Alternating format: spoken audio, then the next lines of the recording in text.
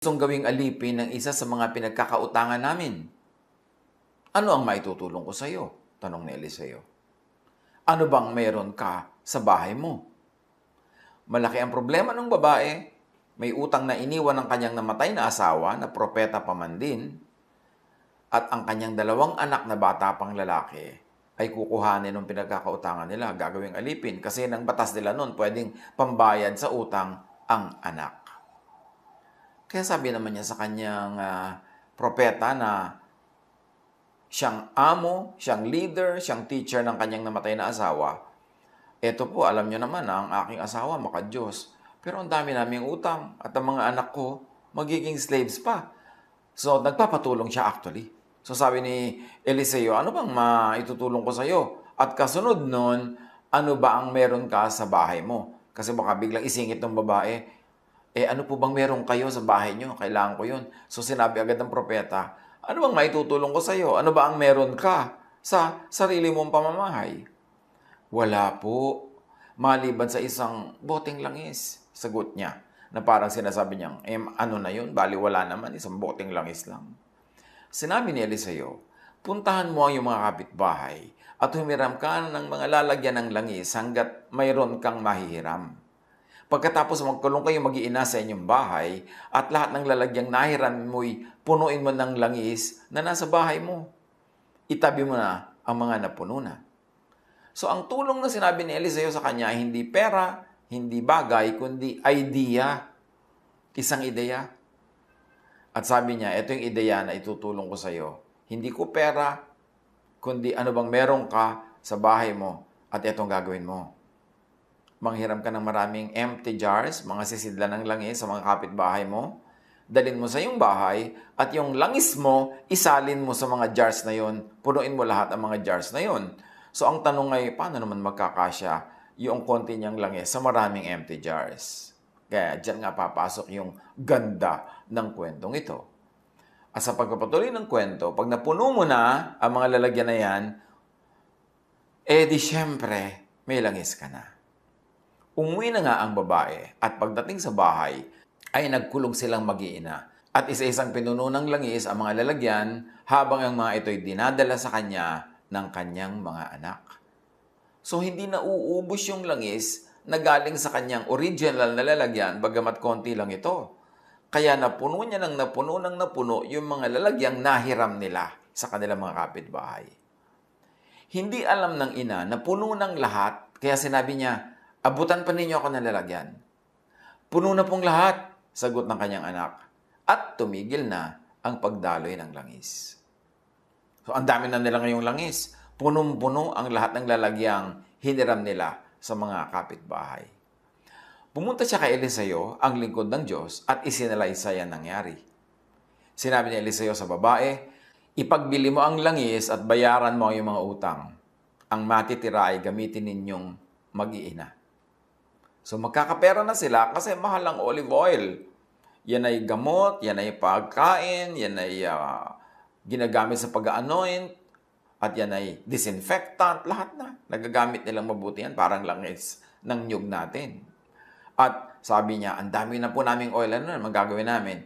Sabi ng prophet, ibenta mo. At yung pinagbilhan, bayaran mo lahat ang mga utang nyo at sobra pa yon, meron pa kayong itatabi, meron pa kayong itatago. So the wife of a man from the company of the prophets cried out to Elisha, your servant, my husband, is dead.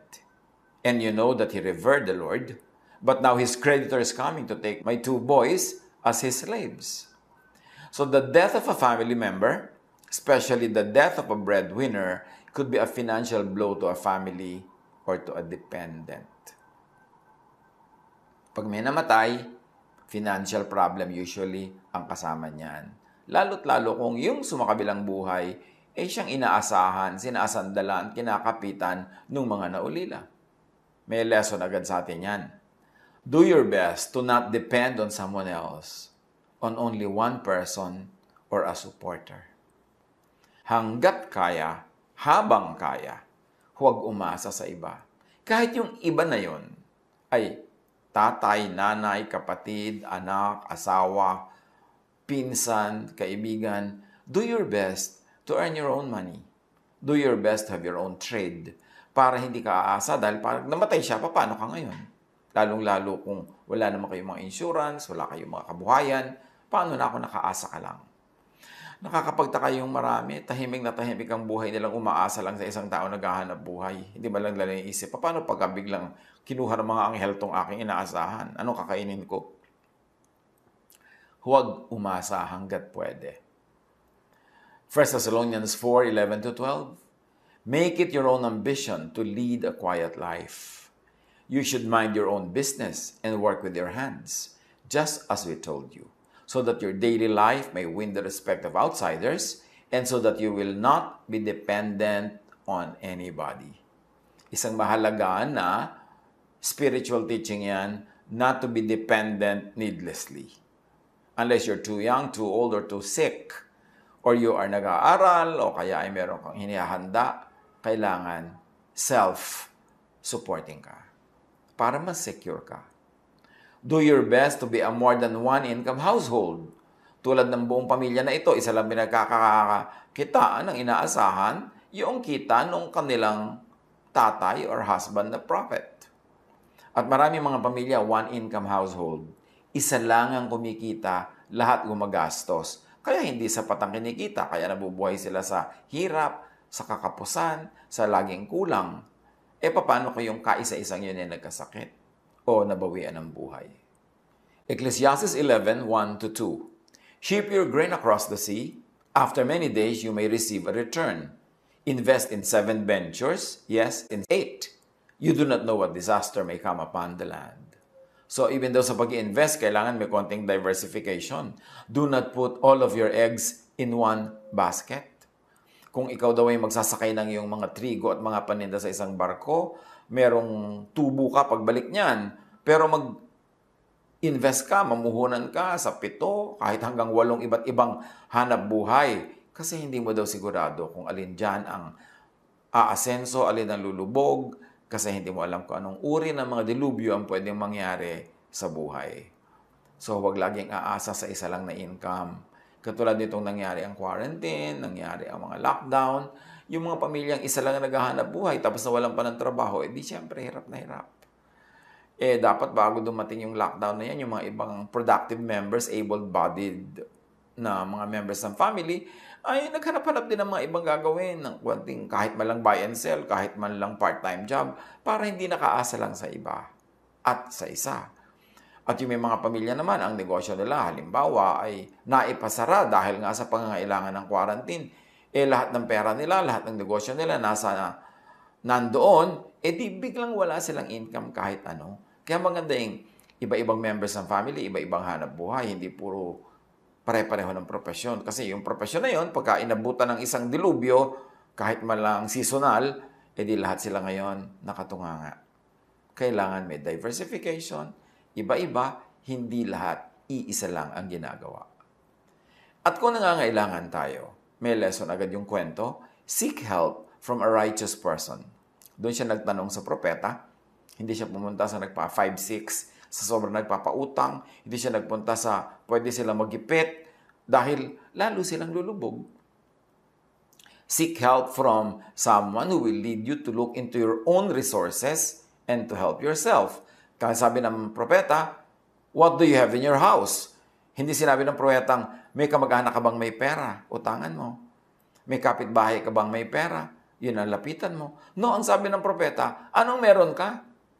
Dahil kung ano ang meron ka, yun ang ialay mo sa Diyos, yun ang paparamihin ng Diyos. Hindi yung kung ano ang meron ng kapitbahay mo, yun ang sisilipin mo, uutangin mo, nanakawin mo, hihingin mo. That is not the godly way. Although ang pangungutang naman, paminsan-minsan, kung talagang kailangan, yun na lang ang natirang choice, hindi naman yan ungodly. Pero kung habit mo na mangutang, lagi ka na lang nangungutang, kahit birthday, maghahanda ka, mangungutang, kahit magbabiyahe ng hindi kailangan, mangungutang ka, yun naman ang parang dapat na nating i-review kung tama yan o hindi. Kasi lulubog ang buhay mo kung pati yung pagpapasarap, uutangin mo. Dapat ang inuutang lang yung talagang pagkain, panggamot, o pantawid buhay, o pangpuhunan. Dahil babalik naman yun pagka kumita ka, kung kikita. Pero yung mangungutang ka dahil merong debo ang anak mo, Sobrang bonggang-bongga ang gusto mong debut. Gusto mo yung anak mo bumababa sa pagkataas-taas na hagdan. Ang bahay niyo bungalow. Yung marami tayong mga gustong gawin sa buhay na hindi bagay sa ating kalagayan at that time. So dapat lumagay sa lugar para hindi tayo malagay sa alanganin. As much as possible, do not ask for dole-outs. Do not make utang. And don't make utang at usurious interests. Hanggang kaya, huwag humingi ng dilihensya at mambakal. Huwag umutang at lalo namang huwag umutang sa napakalaki na interes. Kasi yung pautang na napakalaki ng interes, parang nalulunod ka. Kumuha ka ng mahahawakan, pero yung mahahawakan mo na yun, maya-maya yun na rin ang napakabigat na siyang lalo magpapalubog sa iyo. Acts 20:35, you yourselves know that these hands of mine have supplied my own needs and the needs of my companions. Sabi ni Paul, marunong ako maghanap buhay, hindi ako umasa sa iba. Gumawa ako ng paraan. At pati mga kasama ko, hindi ko iniasa sa inyo. Ako rin na naghanap buhay para sa kanila. Hindi ako humihingi, ako pa yung nagbibigay. Sabi nitong si Paul. 1 Corinthians 4:12, we work hard with our own hands. Kailangan hindi hands ng iba yung nagwo-work for you. Unless empleyado mo sila at sinusweldohan o may sakit ka at inaalagaan ka nila. Habakkuk 2:7, will not your creditors suddenly arise? Will they not wake up and make you tremble? Then you will become their prey. Nakakatakot daw yung pinagkakautangan dahil maya-maya, ikaw na ang kanilang nilalapa at wala kang kalaban-laban, wala kang magagawa kasi lubog ka sa utang. Sa pangungutang, lulutang ka lang sandali, pero mabigat ang dala at malamang lalo lang lulubog. Huwag pag-utang agad ang solusyon. Sabi ng matatanda, habang maikli ang kumot, matutong mamaluktot. Maliit yung kumot mo, 1 square meter lang, edi mamaluktot ka para kasya ka sa loob. Hindi yung manghihiram ka, mangungutang ka ng kumot ng iba para buong luwag kang nakahuyaya at nakatihaya na nag-iinat ka pa sa loob ng kumot na hiram at utang. Kaya sabi nitong babae, di ba, maalala natin, your servant has nothing there at all she said, except a small jar of oil. Lesson, do not belittle your resources. Do not say, walang-wala ka. Kasi pag sinasabi mo yan talaga ang mangyayari. At yan ang magpaulit-ulit sa buhay mo. Yung walang-wala ako, ang hirap ng buhay, ang hirap kumita, ang hirap maghanap buhay. Well, totoo namang mahirap mangyari yung mga ganang bagay. Pero huwag nang laging sabihin. Kasi ang prayer natin ay katulad din ng mga sinasabi natin na hindi prayer. Kasi lahat ng iniisip at sinasabi natin, ang totoo lang ay prayer yun. So pag sinasabi mong walang-wala ako, ang hirap-hirap mabuhay, ang hirap-hirap maghanap buhay, kapos na kapos kami, parang sinasabi mo nang yun ang gusto mong ibigay sa'yo ng langit. At pag paulit-ulit ka, ibibigay nga yan sa'yo. John 6:9, here is a boy with 5 small barley loaves and 2 small fish. But how far will they go among so many? Alam natin yung kwento. Merong makapakainin na at least 5,000 men. Merong pang women and children. Pero wala lahat baon yung mga tao na yon. Biglang sumunod kay Jesus sa disyerto. Nung oras na ng kainan, gutom na, wala namang makakain. So nagpahanap si Jesus ng pagkain at may nakita sila isang batang nag-aalaga ng hayop na may baon. At sabi na, may nakita po kami pagkain. 5 maliliit na pirasong tinapay at 2 isda na maliit din. Sabi niya, gano'n na yun? Sino na ang pwedeng mabusog doon? Ano na ang mararating nun? Pero alam natin na yung konti na yun dumami. Ang mahalaga, meron kang konti para merong paramihin ang Diyos. Katulad ng konting oil, pinarami ng Diyos. Pero yung walang-wala ka na isang patak na oil, anong paparamihin? Kahit i-times 100 yan ng Diyos, 0 times 100, 0 pa rin. Kailangan meron ka man lang konti. Kaya mahalaga yung nagsisikap, nagtatrabaho, naghahanap buhay, magpa-part-time man lang, nagba-buy and sell man lang, para meron ka kahit konti na paparamihin ng Diyos. Sa pagpapatuloy ng kwento, Elisha said, go around and ask all your neighbors for empty jars. Don't ask for just a few. Then go inside and shut the door behind you and your sons. Pour oil into all the jars, And as each is filled, put it to one side. So may order pa. Nasa kanan niya halimbawang bahagi yung mga walang laman, yung nasasalina na, nasa kaliwang bahagi na, ayos-ayos, walang kalituhan, nakapila yung mga empty jars, ready-ready na nalagyan ng oil. She left him and shut the door behind her and her sons. They brought the jars to her, and she kept pouring.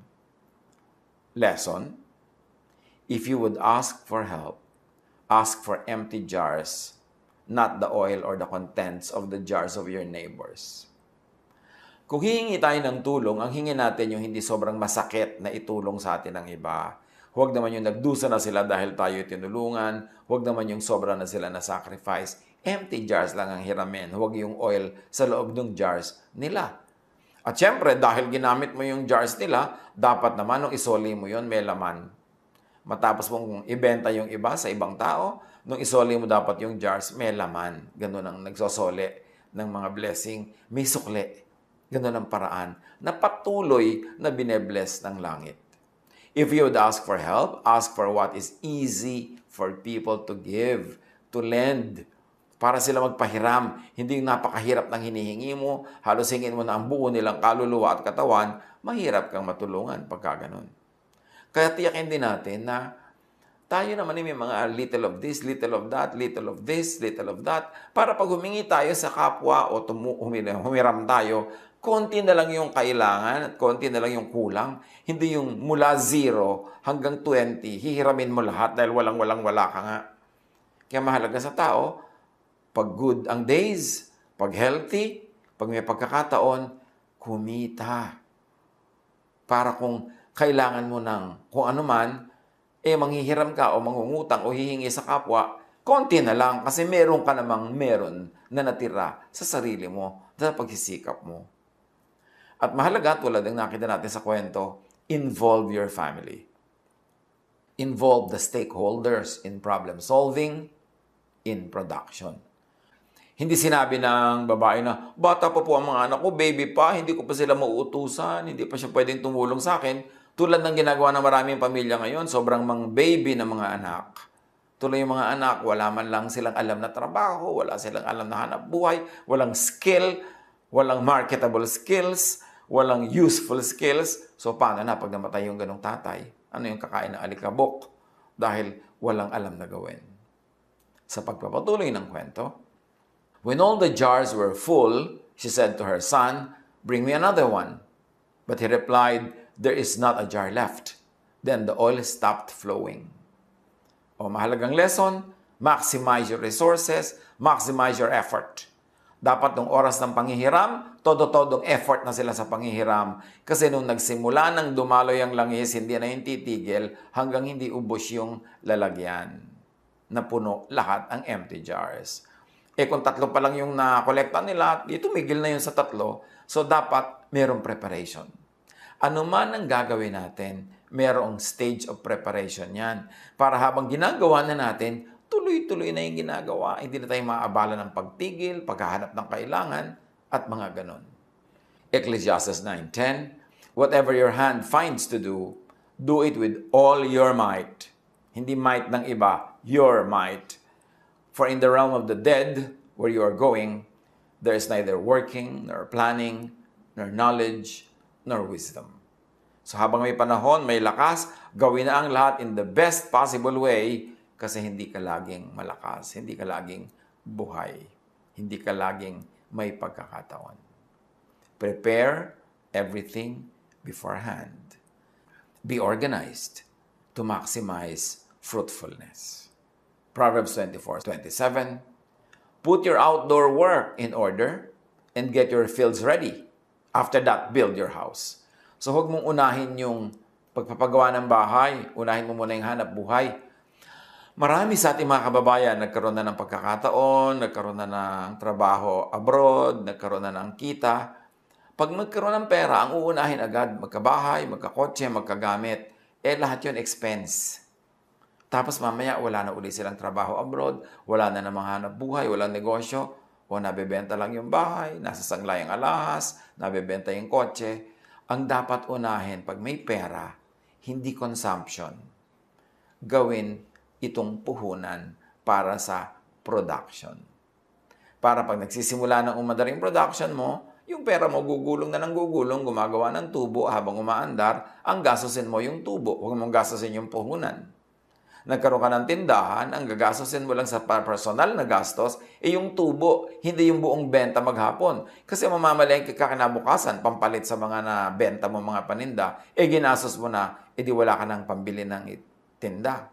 Mauubos ang tinda mo, palit ng benta mo, hanggang magsara ang tindahan. Dapat discipline. And we should take note, God gives and sets limits. Tulad nun, nagbigay ang Panginoon ng pagkakataon na sila ay magkaroon maraming oil, pero may limit na ibinigay ang Diyos, yung dami ng mahihiram nilang empty jars. Kung maraming jars, maraming oil. Kung konti lang ang jars, konti lang ang oil. Kaya mahalaga yung preparation nila ng hiram bago nagsimulang magbuhos, magsalin.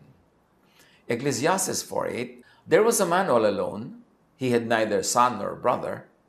There was no end to his toil, yet his eyes were not content with his wealth.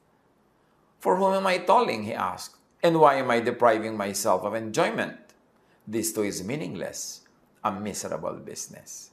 So dapat ang pagsisikap din ng tao may hangganan. Kahit na kumikita ka ng marami, may hangganan din yan para ma-enjoy mo naman yung kinita mo. Hindi hanggang mamatay ka na, hindi ka na tumigil kakikita, hindi mo na-enjoy ang kinita mo. So meron ka rin dapat limit sa pagtatrabaho, limit sa extent, sa length, sa depth ng work para may time ka to enjoy the fruit of your work. Numbers 8:25-26. But the age of 50, they must retire from their regular service and work no longer. They may assist their brothers in performing their duties at the tent of meeting, but they themselves must not do the work. This then is how you are to assign the responsibilities of the Levites. So pati yung mga Levites, mga priestly classes, meron silang retirement age. At sa panahon nila noon, 50. For whatever reason, hindi naman natin kailangang kopyahin yun. Pero noon, ang mahalaga, may limit din ang active work. Nilalagyan natin na hangganan ng lahat para habang kailangan natin at kaya natin, todo tayo magtrabaho, pero merong araw at may oras at merong season ng pahinga. Know when to stop. Isang lesson yan dito sa istorya ng mga langis na ito. Nung wala nang lalagyan, tumigil na ang langis at hindi na nila pinilit, tumigil na rin sila. Sa buhay, kahit productive ang ginagawa natin, do not overextend yourself, your helpers or your team or your project. Maganda man ang project, may panahon na tama na. Kahit ang ganda-ganda ng kita mo abroad, may panahon na, tama na, uwi na. Kahit na napakarami mo pang bunga na pwedeng magawa, tama na, mag-enjoy ka naman o magpahinga ka naman. Do not be greedy. Proverbs 13:11, dishonest money dwindles away, but whoever gathers money little by little makes it grow. In Ecclesiastes 5:10, whoever loves money never has enough. Whoever loves wealth is never satisfied with their income. So don't be a lover of money. Be a producer of money, be a maker of money, be a spender of money, be a giver of money, but do not be a lover of money. Put your money to work. Do not work for your money. Meron mga tao, marami nang pera, hindi mo lang mag-employ ng mga assistant, ng mga kasama sa bahay, hindi mo lang mag-enjoy ng masarap na pagkain o magandang environment, tapos mamamatay na lang sila, sino makikinabang sa kanilang pinaghirapan? 1 Timothy 6:10, for the love of money is a root of all kinds of evil. Some people, eager for money, have wandered from the faith and pierced themselves with many griefs. So yung kwento, malapit na tayo sa ending. She went and told the man of God, and he said, go, sell the oil and pay your debts. You and your sons can live on what is left. Ganun na lang karami ang oil na dumaloy mula sa konti nilang oil, sa kanilang maliit na sisidlan, into so many bigger and empty jars, na pwede na nilang ibenta yung mga oil na yun, mababayaran na lahat ng utang, hindi na magiging slave ang anak, at may natira pang marami para ikabuhay nila sa mahabang panahon. Lesson? Yung babae, matapos dumating yung oil sa buhay niya, ang daming kabuhayan, report to your benefactor. Nag-report siya sa propeta. Yung iba dyan, hindi na babalik sa prophet, may oil na eh. Ibebenta na, maglulustay na, mag-enjoy na. Pero siya bumalik. At sinabi pa niya, nangyari pa ang inyong ipinagagawa. And so the prophet gave her another instruction. Sell, pay, and then keep the rest. So, report to your benefactor. Kung ano mang benefactor yan, sino man siya, lagi kayo mag-report. Ikwento nyo nangyayari sa buhay nyo. Meron dyan, mangungutang sila ng puhunan. Pero pag nabigyan mo na at napautang mo na at kumikita na, hindi mo na mabalitaan. Wala nang kakwento-kwento. Mababalitaan mo na lang yan. Pagka nalugi na uli, gutom na naman, wala na naman pera. Yun, babalikan ka. Huwag kayong babalik lang sa taong tumutulong sa inyo tuwing nangangailangan kayo. Na pag dumarating yung mukha mo, may nakadrawing na penge.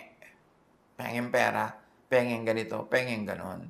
Dapat dumarating ka naman doon sa nagpapahiram sa'yo, nagbibigay sa'yo, tumutulong sa'yo, na ang nakadrawing sa iyong mukha ay thank you. O heto ang sukli. Dinalang kita ng oil. Dinalang kita ng regalo. Salamat sa pagtulong mo. Hindi yung laging tuwing darating tayo, pag lang mukhang Biyernes Santo yung mukha mo dahil meron ka pangangailangan. Pero pag mukhang Pasko, wala, hindi ka makita.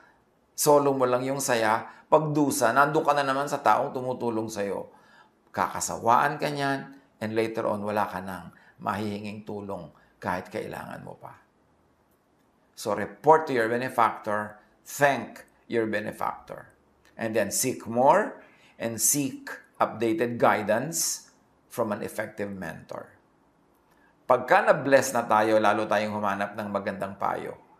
Pag hindi tayo blessed, pag kulang ang blessing, kailangan natin ng magandang payo. Pero pag maganda na ang nangyayari sa buhay natin, mas kailangan natin ng matinong payo kasi pwedeng-pwede tayong malasing at malito. Isaiah 55:2, why spend money on what is not bread, and your labor on what does not satisfy? Listen to me, and eat what is good, and you will delight in the richest of fare. Huwag daw magsayang ng pera sa hindi naman nakakapakinabangan talaga, sa hindi magandang paglagyan ng pera. Huwag magsayang ng pagod sa hindi naman nagbibigay ng tunay na kasiyahan. Makinig para mag-enjoy sa blessings. Tanong ng marami, araw-araw, lagi-lagi, paano magkapera? Hanggang kaya, huwag manghingi. Proverbs 12:11, those who work their land will have abundant food, but those who chase fantasies have no sense. So magtrabaho. Proverbs 14:23, all hard work brings a profit, but mere talk leads only to poverty. Kailangan magtrabaho, magsikap, may diskarte, may talent, may prayer para tayo ay magkaroon ng kailangan natin sa buhay. Paano magkapera? Huwag manghingi, huwag mangutang hanggang kaya. Ang pangutang, ang pag-uutang ay dapat last resort. Huli mo na yun na attempt. Dapat iba muna. Proverbs 22:7, the rich rule over the poor, and the borrower is slave to the lender. Para daw alipin na nagpapautang ang nangungutang. So, sikapin natin huwag magkautang para wala tayong amo. At syempre, huwag magnakaw. Produce money. Produce something, produce service that you can sell. Yan lang naman how to have money. Produce a product or a service that you can sell. Monetize your skills. Pagkaperahan ang galing na ibinigay sa iyo ng Diyos. Ano man yan, galing magluto, galing magkulot, galing magbasahe, galing magawa ng bahay, galing magtabas ng damo, galing na mag-design ng mga gadgets, manahe, ano man yan, bigayan ng Diyos, yan ang gusto ng Diyos na gamitin mo para pagkakitaan. Huwag mong pagkakitaan yung galing ng iba kasi may ibinigay ang Diyos na galing sa bawat isa. Matthew 25:27. Well then, sabi noong master sa kanyang servant na hindi ininvest yung perang ipinagkatiwala sa kanya. You should have at least put my money on deposit with the bankers so that when I returned, I would have received it back with interest. Dapat yung binibigay sa atin, lumalago, nai-invest, o kaya kumikita man lang ng interest kung nasa bangko. Pero huwag sayangin, huwag ilibing sa lupa, huwag itapon, huwag lustayin. Pag ipinagkatiwala sa atin ng isang puhunan, dapat natin yung palaguin. Proverbs 27:26-27. The lambs will provide you with clothing, and the goats with the price of a field. You will have plenty of goat's milk to feed your family and to nourish your female servants. Yan daw ay kung nag-aalaga ka ng maraming hayop, meron kang gatas nila na makakasalo ka rin at maibebenta mo sila, marami kang papakinabangin. Dapat magtrabaho. Paano magkapera? Magtrabaho. Iwasang mangutang nalulubog ka sa interes. Habang kaya ng katawan, gumawa ng mapagkakaperahan, mapagkakakitaan, at kahit panahon ng crisis, maraming nagkakaroon ng magandang opportunity. Kasi lahat ng panahon merong unique opportunities. Yung opportunity sa magandang panahon, nawawala yun sa isang very difficult situation, but that difficult situation will offer other types of opportunities. So, paano magkapera? Ulitin natin ang buong kwento o pag-isipan nyo na lang. Reviewin. Lagi tayong magsikap. Laging maraming opportunities. God bless us all.